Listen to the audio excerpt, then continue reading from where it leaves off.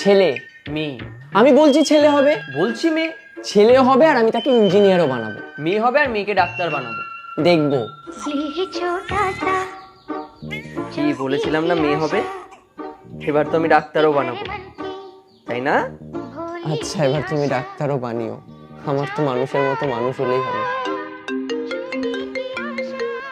Hello, TV চালাবো? কেন? কি? কি হয়েছে? কি হয়েছে বলবে তো?